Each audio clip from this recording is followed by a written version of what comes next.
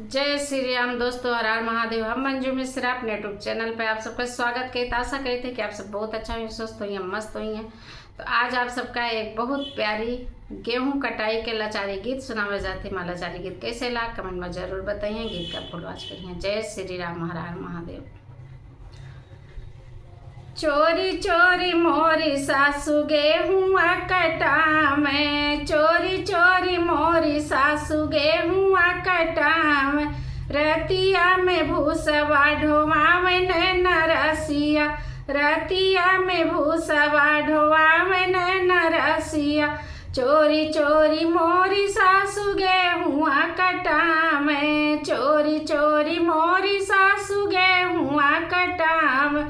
रतिया में भूसवा ढोवावे नरसिया, रतिया में भूसवा ढोवावे नरसिया। आपुनात खाई सासू एकठी, ननाद खाई दुईठी। हमहू जे खाए आधी टूका नरसिया, हमहू जे खाए आधी टूका नरसिया। राती चोरी चोरी मोरी सासू गेहुआ कटावे, चोरी चोरी मोरी सासू गेहुआ कटावे। रतिया में भूसवा ढोवावे नरसिया, रतिया में भूसवा ढोवावे नरसिया।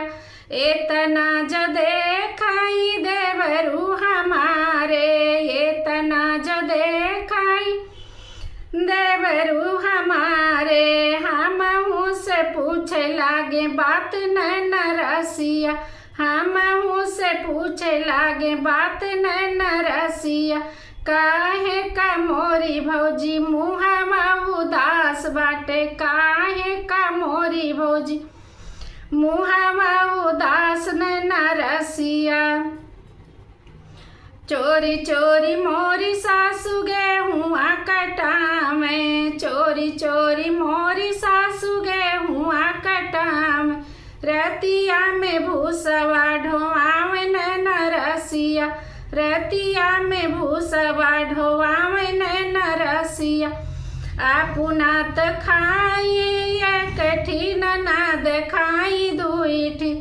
आपुनात खाई एकठी, ननाद खाई दुईठी। हमहू जे खाए आधी टूका नरसिया, हमहू जे खाए आधी टूका नरसिया।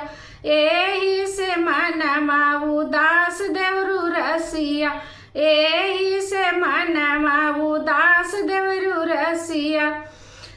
चोरी चोरी मोरी सासू गेहुआ कटावे, चोरी चोरी मोरी सासू गेहुआ कटावे।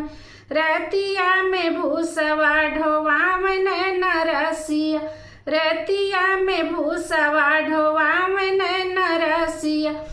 जब आई है मोर देवरू तो होरी न धानिया, जब आई है मोर देवरू तो होरी न धानिया। ई है गतिया हुई है देवरू तो होरे न धानिया, ई है गतिया हुई है देवरू तो होरे न गधानिया। ई है गतिया जब हुई है भौजी हमारी निधानिया, ई है गतिया जब हुई है भौजी हमारी निधानिया। लाई के विदेश चल जाब नरसिया, लाई के विदेश चल जाब नरसिया। चोरी चोरी मोरी सासू गेहुआ कटावे, चोरी चोरी मोरी सासू गेहुआ कटावे।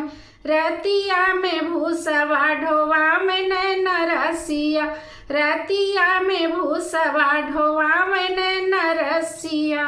जय श्री राम।